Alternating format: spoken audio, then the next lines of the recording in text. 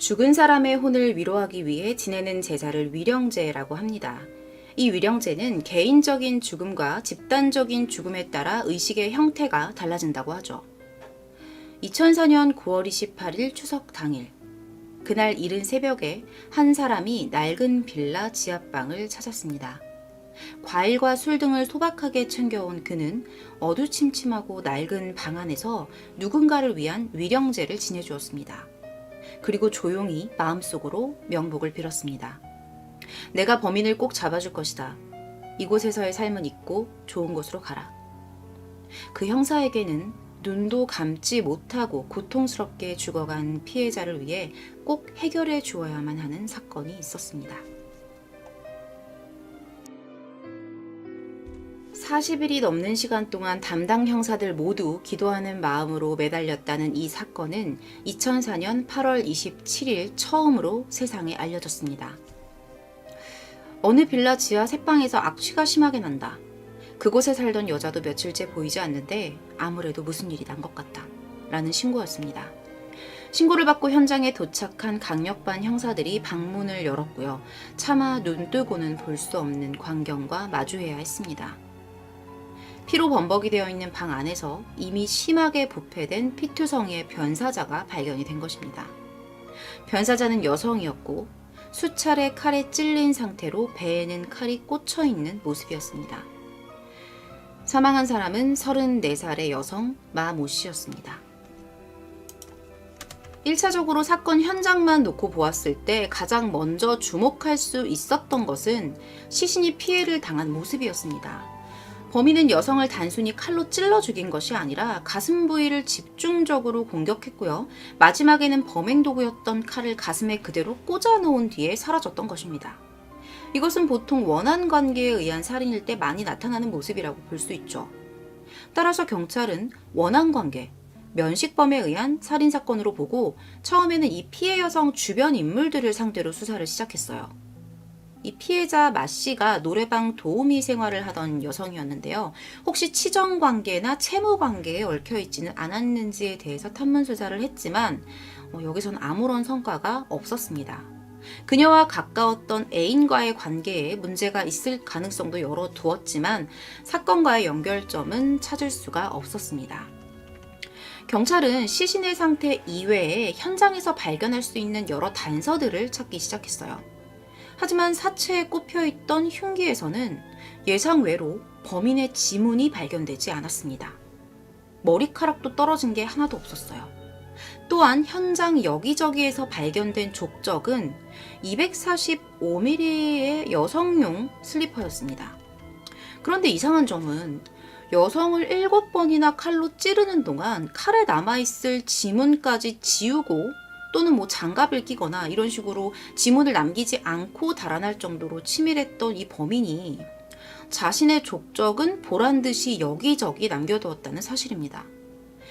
이것은 수사에 혼선을 주기 위해서 일부러 남긴 흔적일 가능성이 높았습니다. 또한 살해한 후에도 현장을 조작할 정도로 신중한 성격의 인물이었기 때문에 경찰은 이 사건이 초범에 의한 우발적 범행이 아니라 이미 전력이 있는 이의 범행일 가능성이 높다고 보고 수사를 진행했습니다. 그리고 범인의 완전 범죄 계획을 무너뜨리는 결정적인 증거가 발견이 돼요. 바로 벽면에서 정말 작은 혈흔이 하나 발견됩니다. 피해자의 혈흔이 아니었어요. O형 혈흔이 발견되었다고 해요. 보통 칼을 쥐고서 누군가를 이렇게 찌르는 행위를 강하게 여러 번 반복하다 보면 칼을 쥔 사람도 손에 상처를 입게 되죠. 그때 아마 발생한 혈흔이지 않을까. 이렇게 예상해 볼 수 있을 것 같아요. 범인의 것으로 의심되는 혈흔까지 발견이 되었지만 근데 용의자의 윤곽이 좀처럼 잡히진 않았습니다. 그러던 중에 시신이 발견되기 6일 전인 8월 21일에 이 피해 여성 마 씨가 지인과 마지막으로 했던 통화 중에 지금 집에 도시가스 검침원이 와 있어 라고 말했던 것이 중요한 단서가 됩니다. 또한 경찰은 피해자가 거주했던 이 집 주변이 이 유흥업소에 근무하는 여성들이 많이 산다는 점을 토대로 주변에서 혼자 사는 여성을 노린 사건과 그 전과자 이런 것들을 대상으로 해서 용의자를 서서히 좁혀나갔습니다. 가스검 침원을 가장한 비슷한 사건의 피해 여성들을 불러 동일 전과자와의 사진을 대조하는 작업도 벌였습니다. 진척될 기미가 없어 보였던 사건의 범인의 윤곽이 점점 잡히기 시작했고요. 결국 충청북도의 여러 여관과 낚시터를 떠돌던 범인 강 씨를 검거하는 데 성공하게 됩니다. 강 씨의 혈액형은 현장에서 발견한 혈흔과 DNA 결과까지 일치했고요. 그동안 발생했던 여러 건의 강간 사건에서 얻어진 정액검사 결과와도 정확하게 일치했습니다. 그는 이 지역에서 강도 강간 사건이 벌어질 때마다 현장 근처에 있었고요. 사건 발생 직후에 휴대폰 번호를 계속해서 바꾸며 거주지까지 옮겨왔습니다.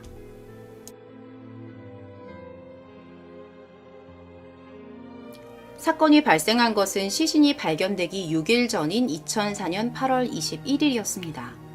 이미 해당 지역에서 혼자 사는 여성들만을 노려 범행을 저질러 왔던 강 씨는 이날 역시 한 여성의 집 문을 두드렸습니다. 가스 검침을 하러 나왔다는 말과 함께 잠겨있던 현관문이 열렸고 집주인이던 여성은 친구와 통화를 하고 있는 상태로 가짜 검침원 강 씨를 집 안으로 들이게 됩니다. 범인은 친구와 통화 중이던 여성을 당장 공격하지는 못했습니다. 기회를 엿보고 있었죠. 곧 전화를 끊은 그녀는 서둘러 외출 준비를 시작했습니다. 그런 여성에게 강 씨는 칼을 들이댔고요. 강간을 시도했습니다. 그리고 거센 반항을 하는 그녀에게 칼을 휘두르기 시작했습니다. 검거가 된 뒤에 조사하는 과정에서 강 씨는 자신에게는 살해 의도가 전혀 없었고 우발적 범행이라고 주장을 합니다. 하지만 이미 말씀드렸다시피 우발적 범행이라고 하기에 현장은 범인에 의해서 조작된 모습이 많이 보였습니다. 칼에 자신의 지문이 남지 않게 지운 것은 물론 현장에 남겨져 있던 245mm의 족적도 피해 여성의 슬리퍼였기 때문이죠. 이미 바닥에 피가 흥건해진 상태로 피해 여성의 슬리퍼를 신고 일부러 허위 족적을 남겼고요. 자신의 족적과 지문은 감쪽같이 지웠습니다. 또한 피 묻은 자신의 신발은 욕실에서 물로 씻어내기까지 했습니다. 마지막으로 이 사건을 원한 관계에 의한 살인으로 위장하기 위해서 칼을 가슴에 꽂아두고 돈은 가져가지 않은 채 현장을 빠져나가기까지 했습니다. 당황한 기색은 어느 곳에서도 찾아볼 수 없는 그런 사건 현장이었습니다. 이렇게 피해 여성은 자신이 살고 있는 집 좁은 방 안에서 처참하게 살해당했습니다. 그리고 6일이 지나서야 부패된 시신으로 자신의 억울한 죽음을 세상에 알리게 된 것입니다. 그녀가 세상을 떠난 8월 21일은 그녀의 생일이었습니다. 34살의 범인 강 씨는 4년이라는 시간 동안 무려 15명을 상대로 강도 강간 범죄를 일삼았습니다. 2000년에 유흥가에서 만난 여성과 동거를 하다가 6개월 만에 떠나버리자 그 분노심에 첫 범죄를 시작하게 된 거죠. 근데 이건 어디까지나 강 씨의 입장에서 말하는 범행 동기입니다. 이외에도 아버지와 살던 여자들이 엄마를 포함해서 아버지를 버렸기 때문에 내가 여자에게 증오심이 생겼다. 이런 것들도 자신의 범행 동기라고 이야기를 했었어요. 강 씨가 했던 첫 범행은 2001년 12월 13일에 벌어졌습니다. 그는 서울의 한 주택가 거리에 한 집을 주시하고 있었어요. 누군가를 기다리는 것처럼 그렇게 기다리는가 싶더니 그 집에서 나온 여성의 머리채를 잡고 흉기로 위협하면서 다시 나왔던 집으로 끌고 들어갔습니다. 그 여성의 집에는 2명의 여성이 자고 있었어요.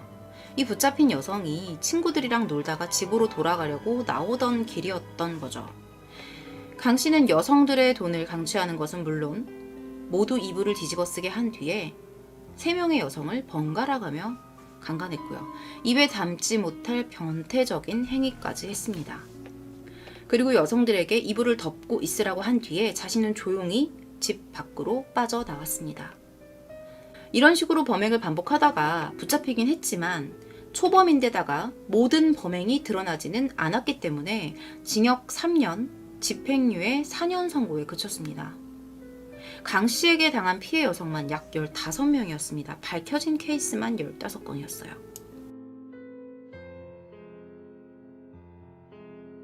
주변인들은 범인 강 씨를 마음이 여리고 차분한 성격이었으며 자신의 자리에서 성실하게 하루를 살던 평범한 남성이었다라고 말했습니다. 몇 년간 강남의 한 거리에서 노점상으로 가방을 팔거나 겨울에는 호떡을 팔던 그의 모습은 주변인들에게 성실한 젊은이로 보이기에 충분했습니다. 하지만 그가 노점상에서 일을 했던 것은 단지 그날의 범행 대상을 찾기 위한 도구일 뿐이었습니다. 그가 노점을 운영했던 거리가 실제로 유흥가 여성들이 많이 오고 가는 지역이었고요. 그 중에 범행 대상이 정해지고 나면 미행을 한 뒤에 자신의 범행 계획을 실행에 옮겼던 거죠. 방법은 가스검침원이라고 속이는 것이었습니다. 여성들은 대부분 아무런 의심 없이 문을 열어주었습니다. 그렇게 강 씨는 돈이 필요하거나 여성에 대한 복수심이 일어날 때마다 범행을 반복했다고 합니다. 강 씨의 수법은 갈수록 대담해지고 교묘해지고 있었다. 만약 이번에 그가 검거되지 않았다면 그는 제2의 유영철이 되었을지 모른다. 이것은 훗날 형사들이 그를 두고 했던 말이었습니다. 이 위에 있는 사진이 유영철이죠. 이 유영철이 출장한마 여성들을 대상으로 범행을 했던 것처럼 강 씨도 유흥가 여성들을 범행 대상으로 삼고 계속 그녀들을 주시해온 점, 그리고 검거된 이후에 교도소에서 자신의 범죄 수법을 연구해서 완전 범죄를 꿈꿨다는 점이 이 두 사람의 공통점이었습니다. 순한 양의 모습을 하고 사람들을 대하던 모습과는 정반대로 범행을 저지를 때는 주체하지 못할 악마 중에 악마가 되어 있었던 강 씨. 자신의 애인에게는 고가의 명품을 선물하며 사랑을 표현했던 그는 3명의 여성을 번갈아가며 강간했습니다. 또한 생일을 맞이한 여성을 무참하게 죽인 것으로도 모자라 침착하게 소름 끼치게 현장을 정리하고 달아났습니다. 영문도 모른 채 목숨을 잃은 사람과 피해를 받고 남겨진 사람들의 삶은 어디에서 보상받을 수 있을까요? 피해자 강 씨는 살인 및 강도 강간 혐의로 기소되었고요. 결국 무기징역이 확정되었습니다. 이번 사건은 2004년 8월 21일 서초구에서 유흥가에 종사하는 여성들을 대상으로 발생한 사건이었습니다.